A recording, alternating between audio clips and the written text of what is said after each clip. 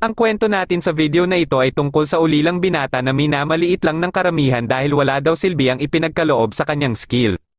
Bawat tao ay biniyayaan ng iba't ibang kakayahan ng Holy Laplas ngunit may iilan na hindi pinalad na magkaroon ng malakas at may pakinabang na kakayahan.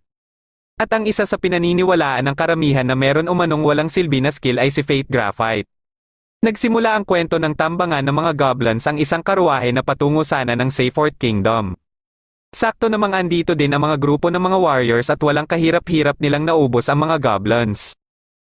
Pagkabalik nila ng capital ay narinig ni Fate ang kanilang usapan tungkol sa goblins hunting pero alam ni Fate sa kanyang sarili na hindi para sa kanya ang ganitong trabaho.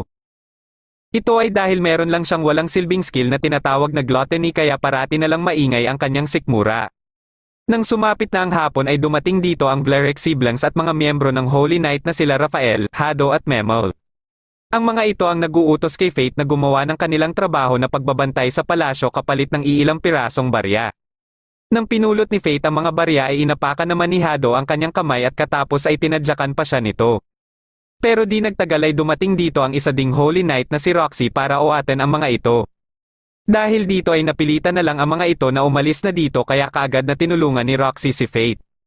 Habang pinupunasan nito ang mukha ni Fate ay nakita pa ni Fate ang reaksyon ng mukha ni Raphael. Gusto sana ni Roxy na magsumbong umano siya dito sakaling maulit muli ang ginagawang pambubugbog sa kanya ng Vlerek Siblings.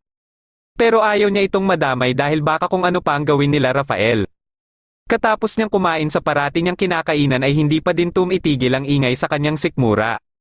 Kaya napaisip na siya na sana ay ipinanganak na lang siya na may pakinabang man lang na skill. Ilang sandali lang ay may nakita siyang mga magnanakaw na pumasok ng palasyo. Dahil dito ay kaagad niyang pinuntahan si Roxy para ipaalam ito.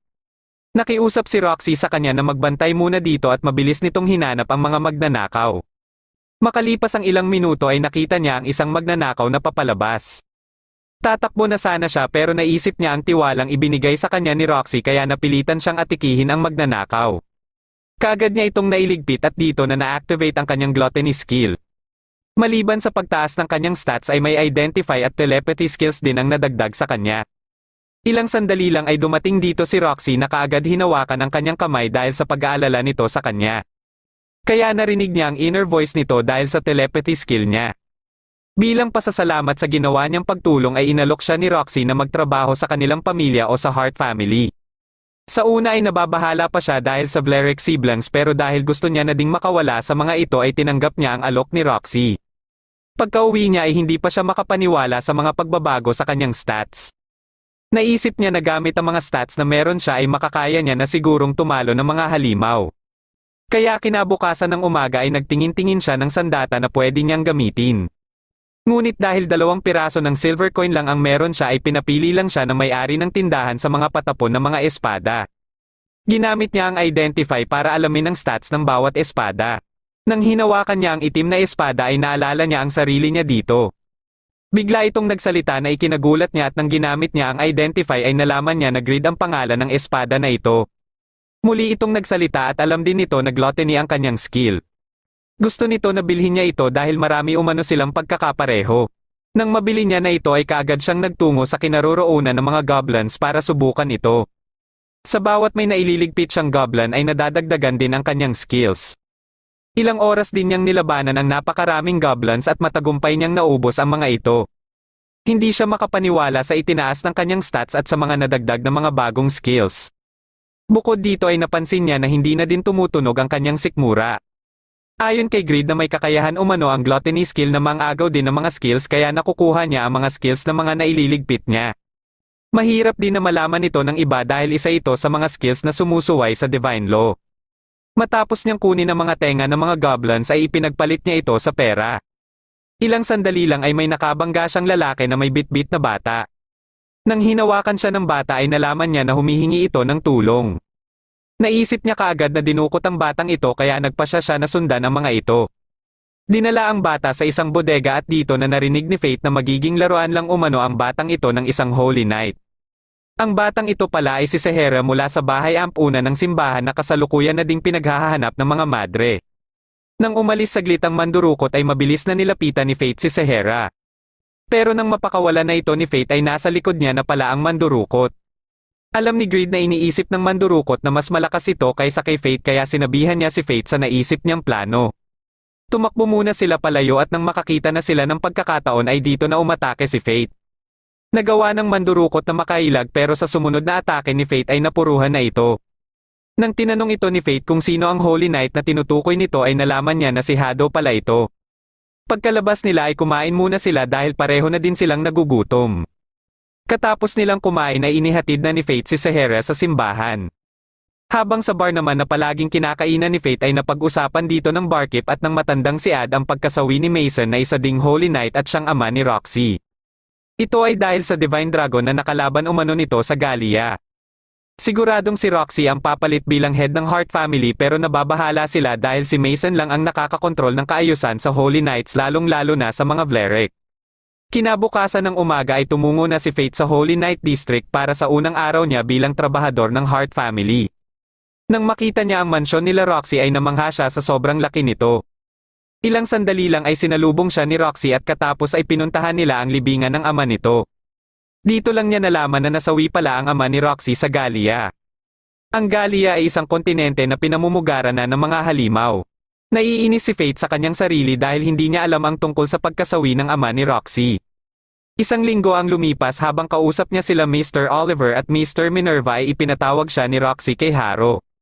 Kinumusta siya ni Roxy sa kanyang trabaho pero habang kinakausap siya nito ay iniisip niya ang kanyang tiyan na parang mas mabilis na siyang nagugutom kumpara dati. Ilang sandali lang ay bigla na lang siyang nahilo at katapos ay dito na siya nawala ng malay. Nang magising siya ay nasa kwarto na siya at nakita niya sa kanyang mesa ang sulat ni Roxy na pinapapagpahinga muna siya ng isang araw. Kinausap niya si Greed para tanungin ito sa kakaibang nangyayari sa kanyang katawan. Ayon kay Greed ay dahil ito sa nakatikim na siya ng kaluluwa kaya mas hahanap-hanapin na ito ng kanyang katawan. Ito talaga ang nakatadhana para sa kanya ang lumamo ng mga kaluluwa hanggang sa huling hininga niya. At kung hindi niya ma-maintain ito ay may posibilidad na mawalan siya ng kontrol sa kanyang sarili at atikihin ng kahit sino na makakasalubong niya. Isang senyales na nasa limit na siya ay ang pag-iiba ng kulay ng kanyang mata. Para mapunan ang pangangailangan ng gluttony skill ay nanligpit sila ng mga goblins. Pero kahit sobrang dami na ang nailigpit niya ay hindi pa din ito naging sapat. Dahil dito ay pumunta na sila sa Hobgoblin Forest para atikihin ang iba pang mga goblins dito. Nang bumalik na sa normal ang kanyang mga mata ay nakita naman niya ang Goblin King. Nang tiningnan niya ang stats at skills nito ay nalaman niya na may health regeneration skill ito. Habang abala ito sa pagkain ay sinamantala ni Fate ang pagkakataon para atikihin ang isang braso nito. Sinubukan pa nito na gumanti pero hindi na sila nahirapan pa para iligpit na ito. Bukod sa nakuha ni Fate ang skills nito ay mataas din ang iniakyat ng kanyang stats. Kaya sinabihan siya ni Greed na makakaya niya na umano ngayon na ma-access ang first level nito. Pero ang kapalit nito ay ang lahat na naipon niya simula nung magkita sila. Dahil sa kagustuhan niya na pareho silang lumakas ay pumayag siya dito. Nang makuha na ni Greed sa kanya ang mga kailangan nito ay nagbago na ito ng anyo at naging magic bow. Sakto namang may goblin sa di kalayuan nila kaya sinubukan kaagad ni Fate ang bagong anyo ni Greed. Katapos ay kinuha nila ang tenga ng Goblin King at dinonate ito sa simbahan. Isang araw ay naabutan ni Fate si Roxy na palabas na sana ng gate. Kaya sinabi na lang ni Roxy ang gagawin niya umanong secret inspection na siya ding dahilan kaya nag-disguise siya bilang ordinaryong mamamayan lang. Babalik na sana si Fate sa kanyang trabaho ngunit naisip ni Roxy na isama na din ito sa kanyang pag-iinspeksyon. Ginamit ni Roxy ang pangalang Lexi para hindi siya makilala ng mga tao. Pagkadating nila sa commercial district ay nadaanan nila ang panindang ubas. Ang mga ito ay galing sa vineyard ng Hart family kaya nadulas dito si Roxy nang sabihin niya na galing ito sa kanila. Buti na lang ay nakaisip ng paraan si Greed para hindi manghinala ang tindero. Ilang sandali lang ay may isang Holy Knight ang dumating dito dahilan para mamroblema ang mga tao.